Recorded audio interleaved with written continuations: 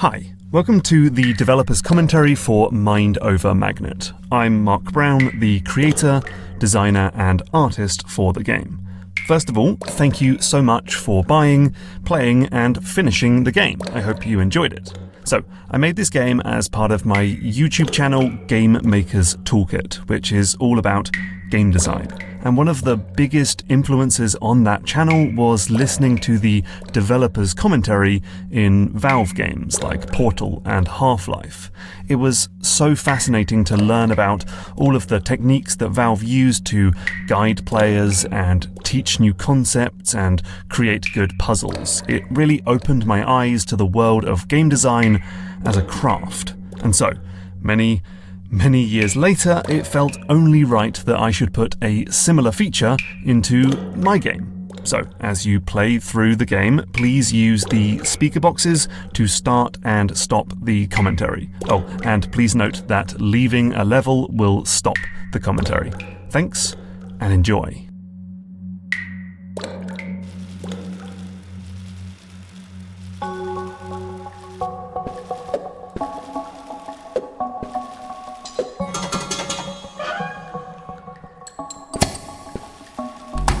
So this game was originally supposed to be a fast-paced platformer about a metal character who can use magnetism to sail through speedrunning levels. But, as is often the case in game development, things changed. So, at some point I had the idea to make it so that the character itself wasn't magnetic, but you could pick up a giant horseshoe magnet and now you would be affected by magnetic fields and whatnot. That felt better, but having these two entities really lent itself to being more of a puzzle game than a platformer. And so, slightly begrudgingly, I changed the game to be the pure puzzle platformer that you see today.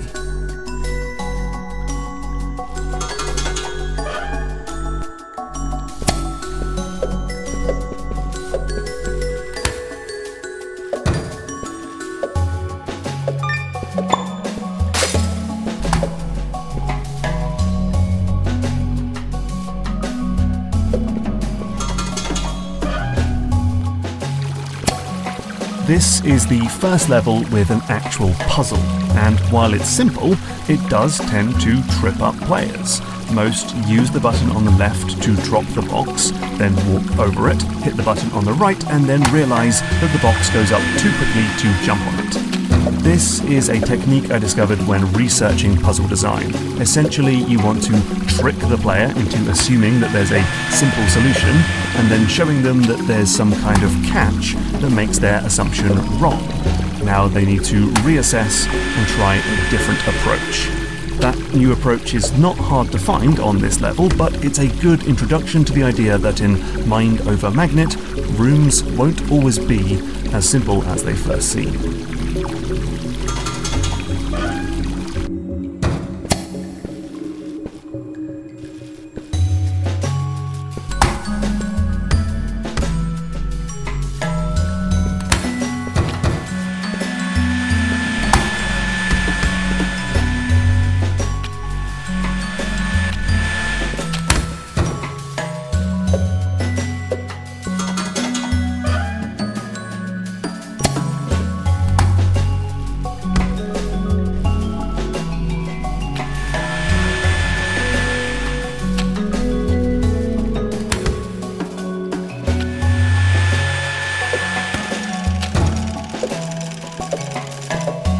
When I make a new mechanic for the game, like in this case the drill bits that go in and out, I try to think of every possible way that you could use it. So you could trap a box underneath a drill, or trap a box above a drill, or thread a drill between two boxes.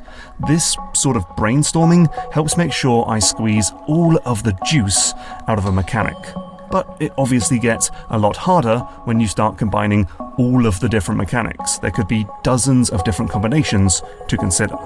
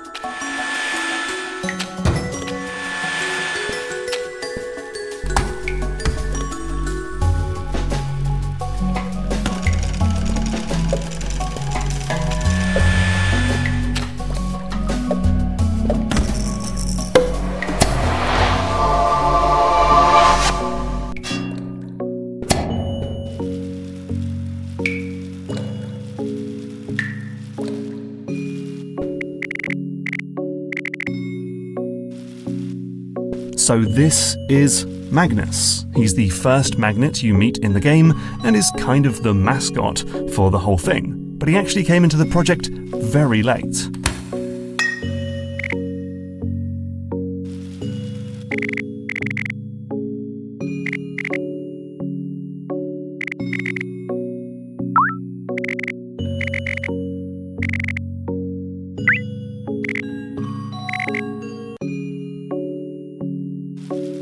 So this is Magnus. He's the first magnet you meet in the game and is kind of the mascot for the whole thing. But he actually came into the project very late. So early on, I realized that I would need to have multiple magnets in the game for two reasons. One, so that I could introduce the different magnet abilities throughout the game. And two, so that I could make levels with more than one magnet. Now, for a long time, the first magnet you met could be thrown around, but not change polarity. But I eventually realized that the throwing mechanic was quite complicated, and so that's a lot to dump on the player at the very start of the game. In the end, I made a new magnet, Magnus, who is big and bulky, so he can't be thrown. He also goes up magnetic fields much more slowly than the other characters, so now I only need to introduce the player to picking up and placing down the magnet and can teach them about throwing it much later on in the game.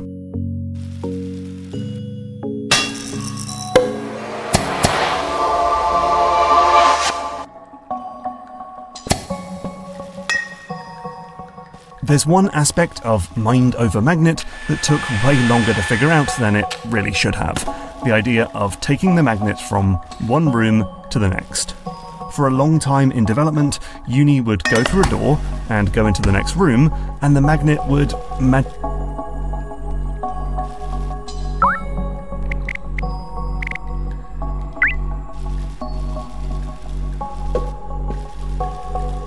There's one aspect of mind over magnet that took way longer to figure out than it really should have. The idea of taking the magnet from one room to the next. For a long time in development, Uni would go through a door and go into the next room, and the magnet would magically appear from a pipe. Players would naturally ask, how did the magnet travel between rooms? Eventually, I came up with the idea of each level ending with a giant pipe that sucks in any and all magnets in the room, which was good, but some players didn't seem to notice that the magnet got sucked up. In the end, I made this level to make it super clear. Magnus explains that he will catch up, then the level end animation holds for a long time to show Magnus going in the pipe. And then he says, "See, I told you," in the next level. Finally, players stopped asking how he travelled from room to room.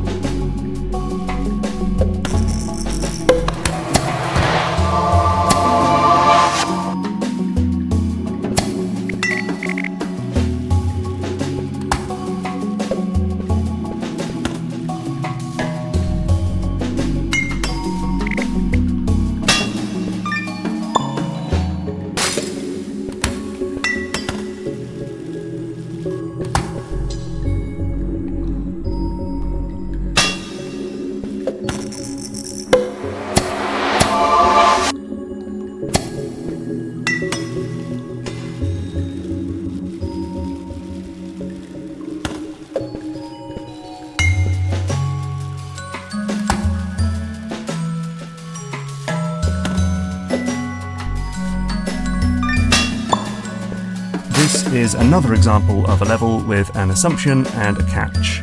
Plus, this level teaches the player a really important concept. The idea that you sometimes need to leave the magnet somewhere in the level, turn a magnetic field on, and then go grab the magnet. That simple idea turned out to be pretty difficult to communicate. The game had a seemingly simple puzzle with this concept that proved to be really hard for players, leading to a lot of playtesters asking for a hint or skipping the level entirely. Eventually, I landed on this layout, which gets the point across, but is also quite easy to figure out as there are simply not too many places where you can leave Magnus.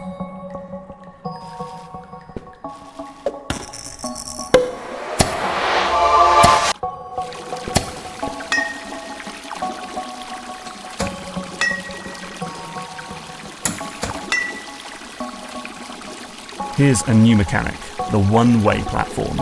These have been in the game, in some form or another, since the earliest prototypes.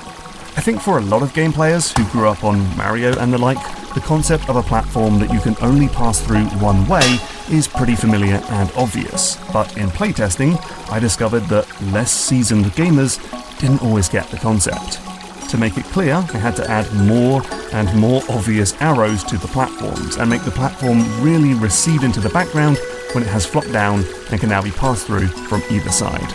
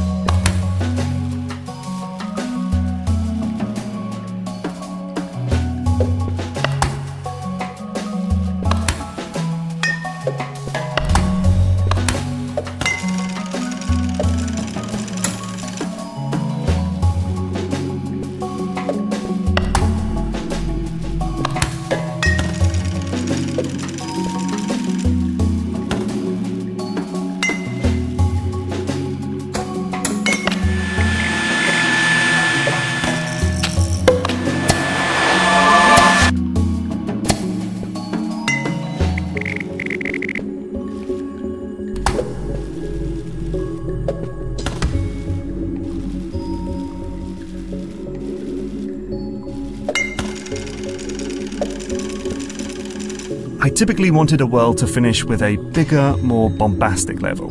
In this case, I took 3 levels that I liked but felt weren't big or complex enough to be individual puzzles, and then stitched them together into a single stage. One sticking point for playtesters was not knowing that they could leave Magnus behind after the 3rd puzzle, which, in retrospect, is fair enough, as the previous puzzle is about figuring out a way to bring Magnus up to the higher floor. In the end, I made it so Uni had to squeeze through a small gap to get into the 4th and final room, signalling to the player that there's no need to bring Magnus any further.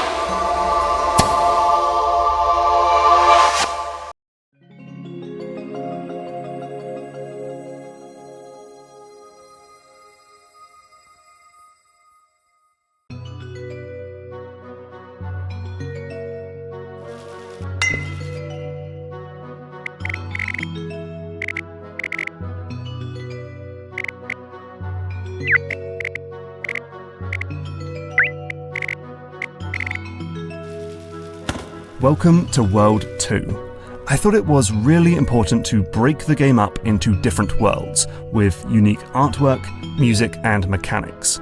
Some early playtest versions of the game used the same background and music for every single level, and that became boring pretty quickly. Now, originally the idea was for World 1 to have no magnet at all, just puzzles about blocks, but it felt like it took too long to get to the actual point of the game, magnets, so I ended up introducing Magnus in the first world.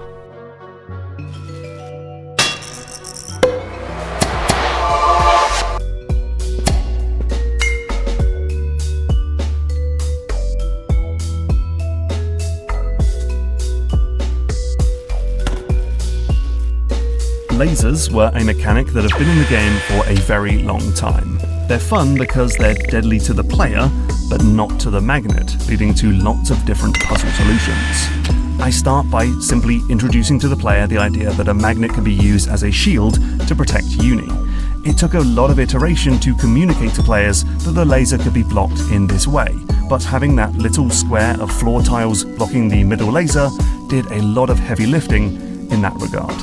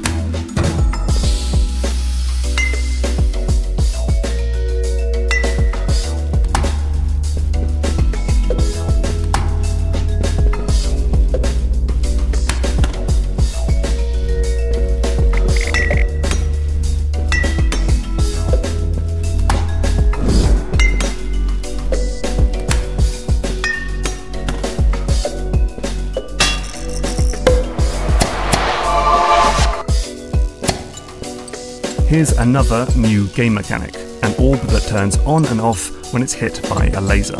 Now, when it was initially put into the game, you would have to hold the laser on the orb for a few seconds before the connection was confirmed, an idea I probably borrowed from the Talos principle. In the end, this turned out to be more complicated than necessary. By having the orb connect to a slow drill bit, you would get the same effect. You'd have to block or zap the orb for a long time for the drill bit to move all the way.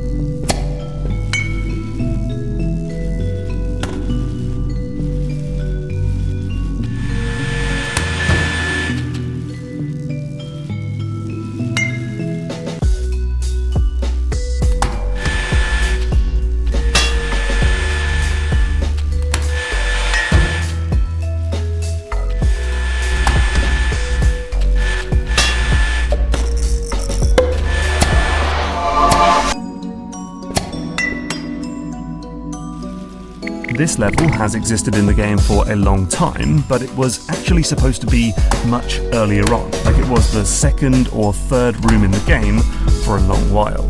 But it proved to be quite a lot for players to figure out so early on in their adventure, and became a roadblock in the first few minutes of play. Eventually, I moved it to the second world, but had to retroactively add in magnets because originally it didn't use a magnet at all. In the end, it worked out well though. It adds an extra step where you break Magnus out from his little prison before you work on the actual solution to the puzzle. I did consider adding another step where you need to put Magnus on one of the boxes to weigh it down and make it travel more slowly. And this does actually work. Magnus can weigh things down, but I ultimately decided to not use this as a puzzle mechanic in the game, as it's quite subtle and hard to communicate to the player.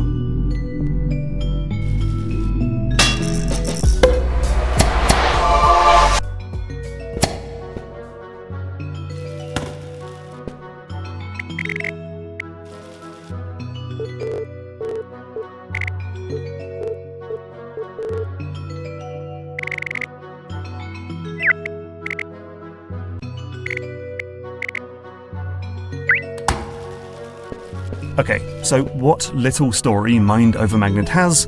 Well, it ended up being put into the game very late into development.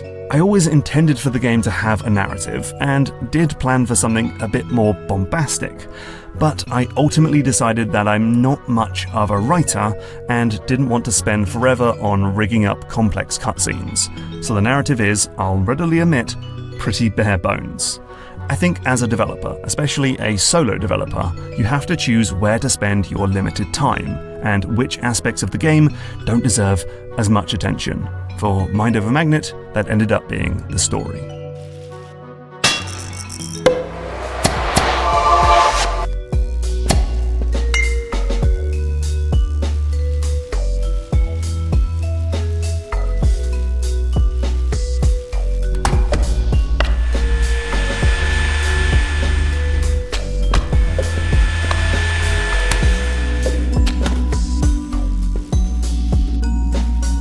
This is one of the more cheeky levels in the game.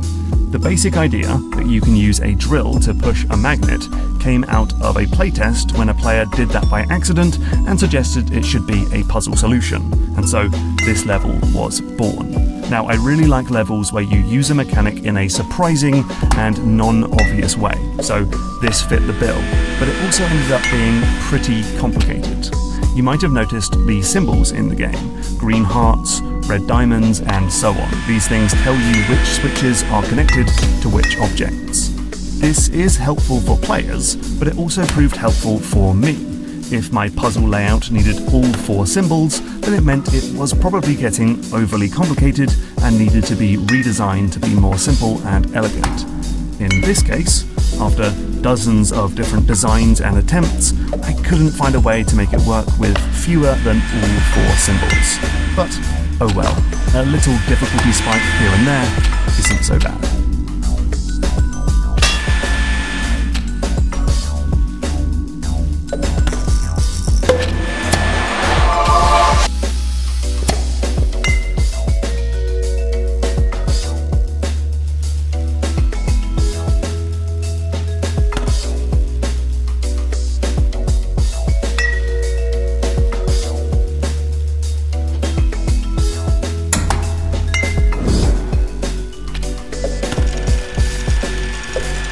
This level is a good example of how certain decisions can have helpful knock-on effects later. So previously I mentioned that Magnus rides up magnetic fields more slowly than Min and Max, which is a good way to introduce new players to the concept. But it also let me make this cool level where you grab Magnus in midair as he rides up the field. You couldn't really do that with Min and Max. It's also a fun little physical interaction that I really wanted in the game, and so I'm glad I got a chance to put it in.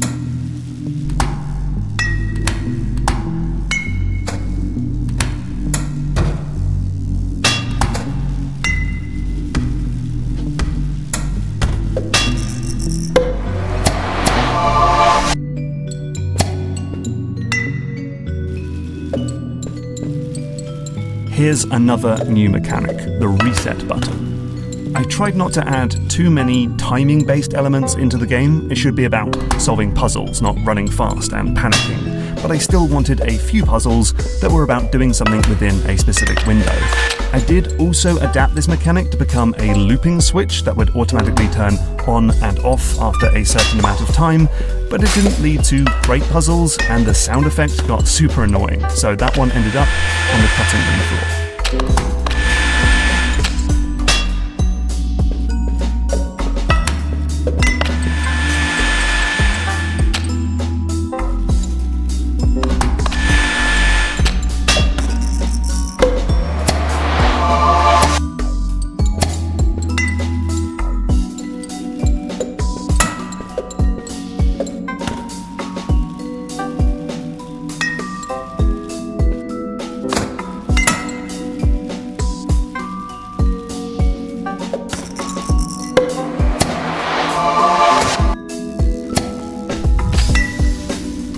Most of the levels in the game fit entirely on the screen without needing to move the camera, and that was definitely by design. But I wanted a few levels with a moving perspective, and this was one of them. The idea with this level was to trick the player. You can go left or right, but by putting Magnus on the left, most players would solve the left side of the level, then go right and not know how to solve it, before realizing that they need to get Magnus and solve this side first.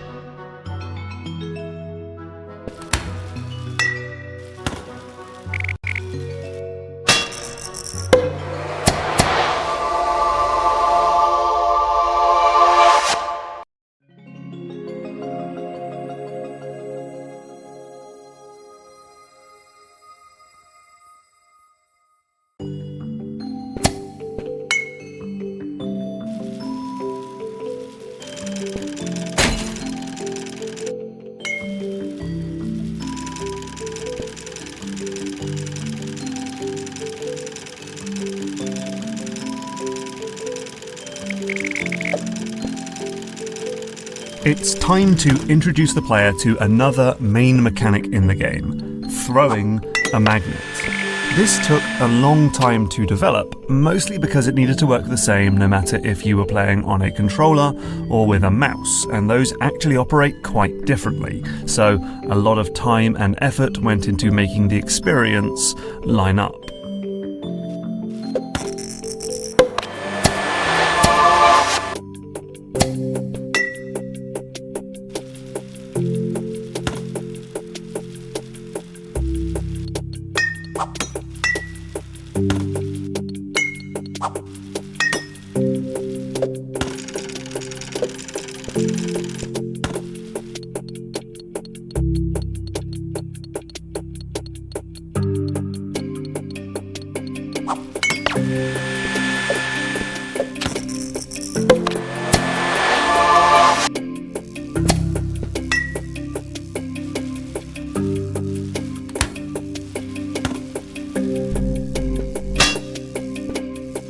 I think this is the only level in the game with two intended solutions. So you can go through the process of turning on and off the different magnetic fields, or you can ride the magnet up the left beam, let go of it near the top, and fling yourself over the drill bit. This move, letting go of a magnet to fling yourself over a gap, is fun, but I decided that it's more of a platforming trick than a logical puzzle solution. So I decided not to make it an actual required trick to get through the game, but I could still reward it by providing it as an optional puzzle solution for speedy players.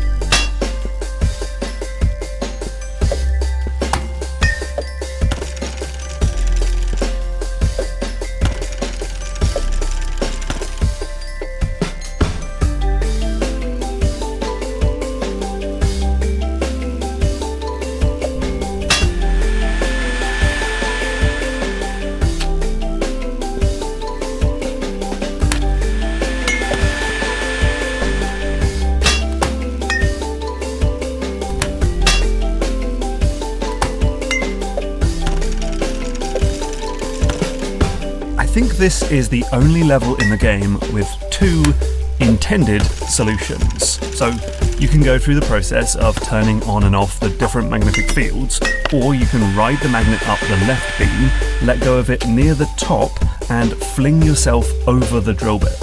This move, letting go of a magnet to fling yourself over a gap, is fun, but I decided that it's more of a platforming trick than a logical puzzle solution. So I decided not to make it an actual required trick to get through the game, but I could still reward it by providing it as an optional puzzle solution for speedy players.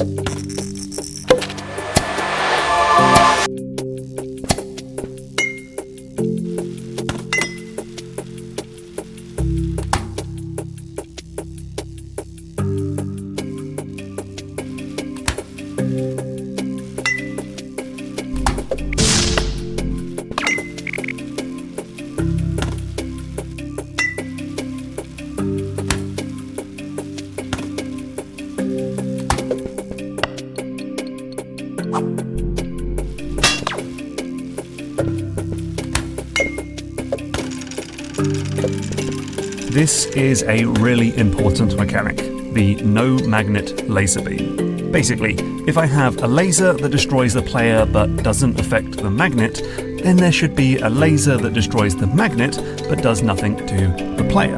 That can lead to different puzzles, like this one, where you have to throw the magnet into the beam while being stood on the button. The no magnet beam will come back in a lot of puzzles, so it was important to introduce it to the player in a simple tutorial.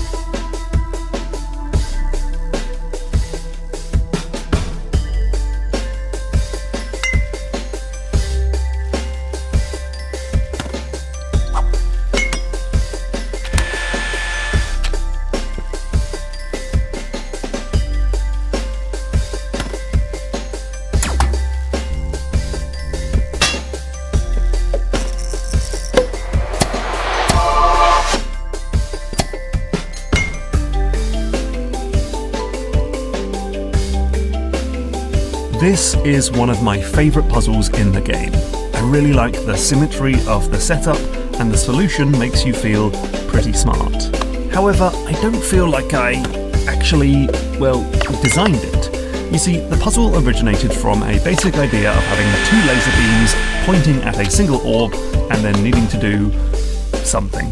And so I threw those elements together and started playing around. And then at some point, I just completely stumbled upon the idea of needing to have the magnet on the button, then stand on the button to keep it held down before picking up and throwing the magnet. And that just felt really cool. So I basically discovered the puzzle mechanic by accident, and maybe that's why I like the puzzle so much. I got to have that all-important eureka moment of seeing something cool and surprising, which, as the designer, I don't usually get to have.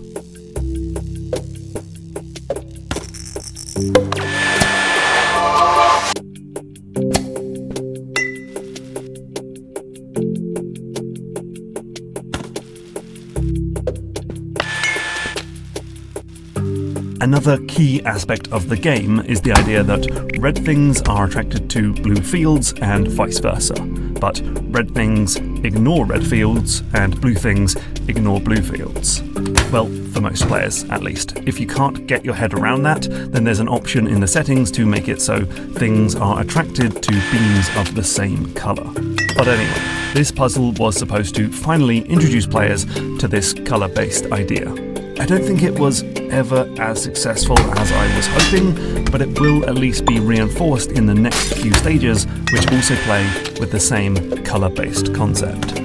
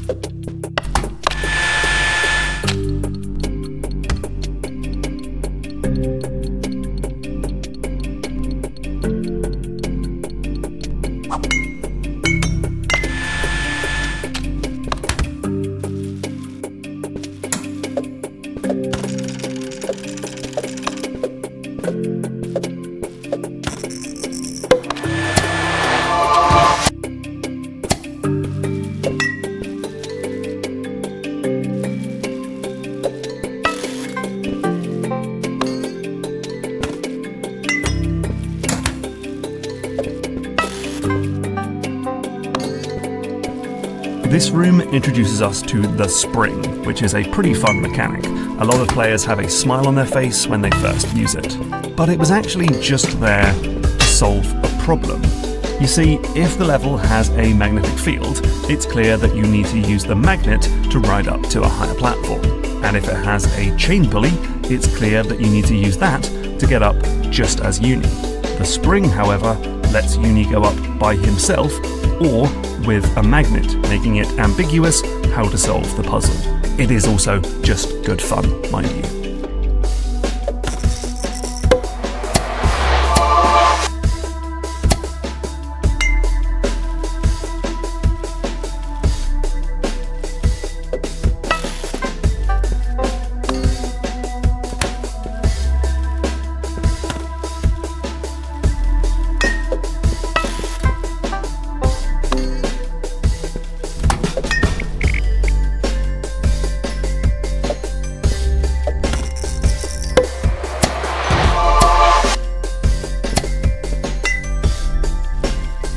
This puzzle really shows a challenge of making a game like Mind Over Magnet, specifically a game with super discrete movement and also physics. You see, the solution to this puzzle is to get the box in a specific position so you can bounce the magnet off the box and onto the button. But it took a long time to stop the player from just throwing the magnet onto the button without the need for the box at all. Maybe throwing it from the top platform from a very specific spot, or bouncing it off the ceiling and onto the button in the seconds before the spring bounces you up. The solution was spikes. Lots and lots of spikes. It makes the level quite scary looking and can lead to some annoying moments where the magnet is destroyed, but it did at least stop the player from solving the puzzle in an unintended way.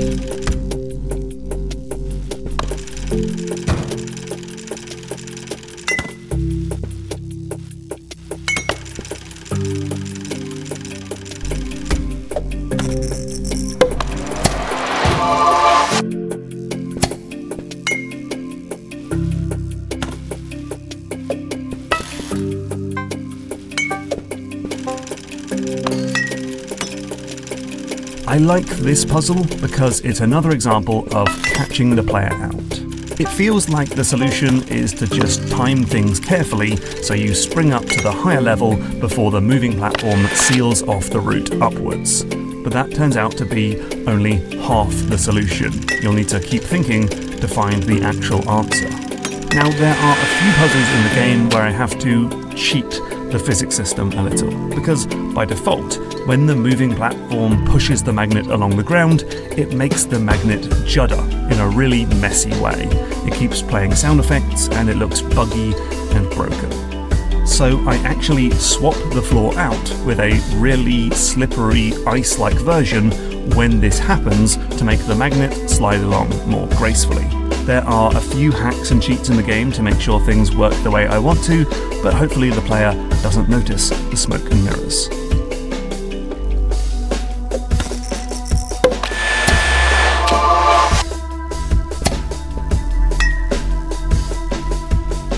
This is actually one of the puzzles that has been in the game for the absolute longest time, or at least the basic concept. Because when I was working on a really early prototype for the game, I made a system to respawn the magnet out of a little pipe if it is lost or destroyed.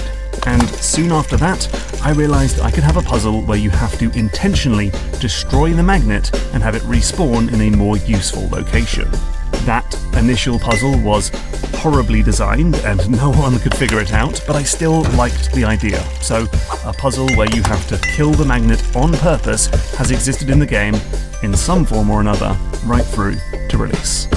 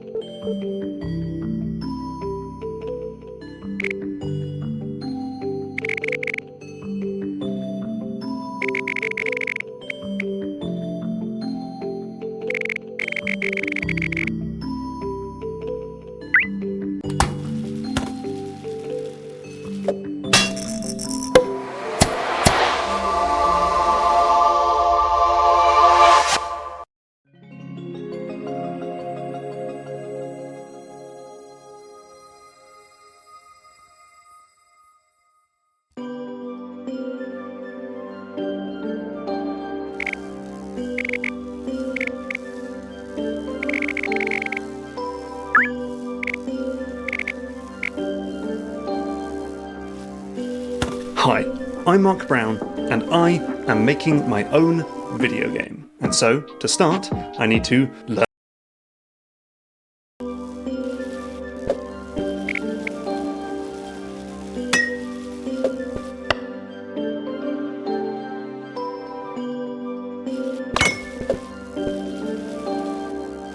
For a long time during development, there were 3 completely different magnets.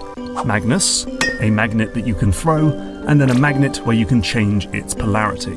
But I had a lot of trouble justifying why you'd keep leaving magnets behind to then hook up with a new one, and it felt kinda weird to just start getting to know a character to then ditch and replace them.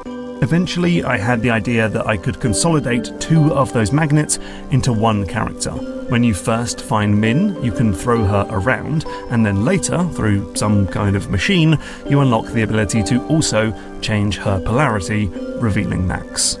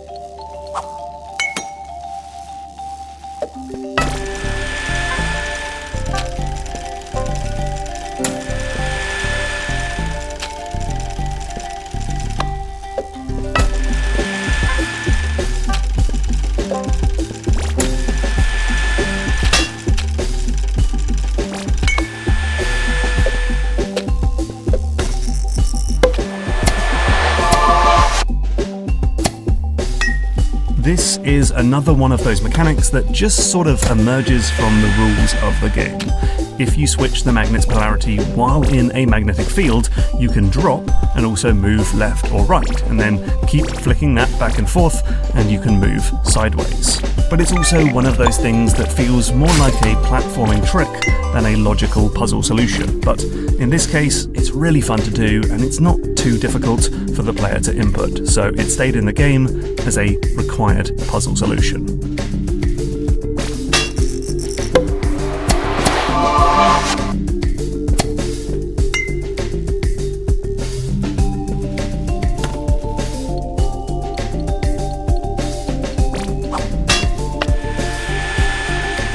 In the earliest versions of the game, there were lots of different magnetic objects, and they all looked and acted slightly differently.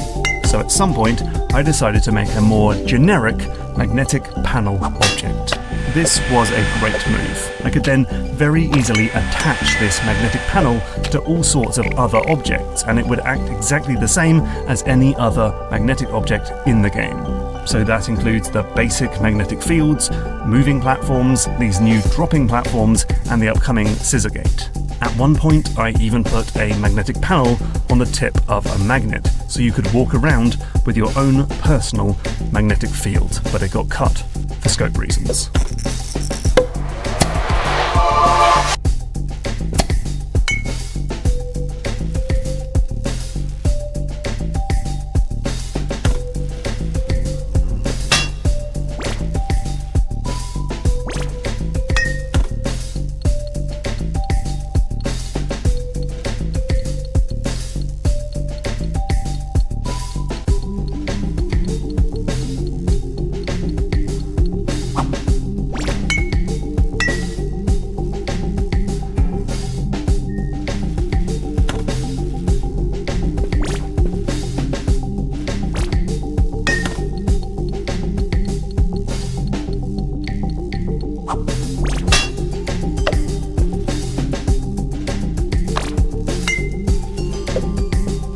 A tricky thing in puzzle design is that sometimes you can end up in situations where the player is stuck and needs to reset the puzzle.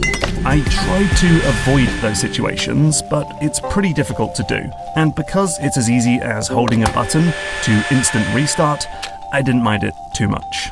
Still, I tried to patch over as many of those as possible. So, in this puzzle, the top button was originally a basic flip switch, but that meant if you flipped it and then dropped down, you couldn't ever get back up to flip it back. So instead, I changed it to a reset switch. This meant that the puzzle would reset itself after a few seconds, but it had an unintentional consequence of giving this level a fun little timing challenge that adds some excitement to proceedings.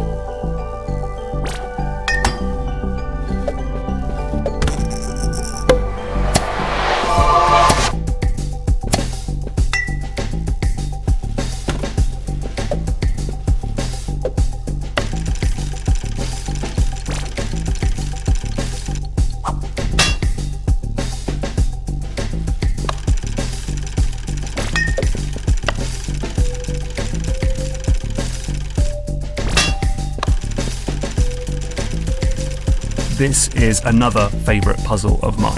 It's really simple, but such an elegant use of the polarity switching mechanic. It was also a puzzle solution that I stumbled upon while making a completely different level, one with multiple magnets, multiple switches, and a whole array of lasers. So sometimes you need to just take the best bit out of a puzzle and then start afresh. That way you get tight puzzles like this, instead of overly complex levels with way too many elements. As I went along, I found that I almost always have to throw away my first attempt at a puzzle, rather than just keeping that initial draft and constantly building on top of it.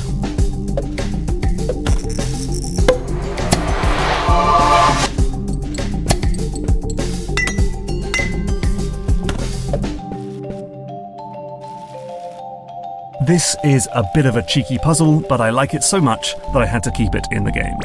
Basically, at some point in development, I added a physical lever that you could switch by throwing the magnet into it, but I decided to swap it for this spinning fan blade. This is a bit of a cheeky puzzle, but I like it so much that I had to keep it in the game. Basically, at some point in development, I added a physical lever that you could switch by throwing the magnet into it, but I decided to swap it for this spinning fan blade thing. It had the same purpose, but it also created a crazy physical force when it span around. This could lead to fun puzzles like this one, where you're using the action of the blade to toss the magnet around. It's also another level with a cheat in it. You might notice that the magnet is well and truly grabbed by the magnetic field when it flings across the screen.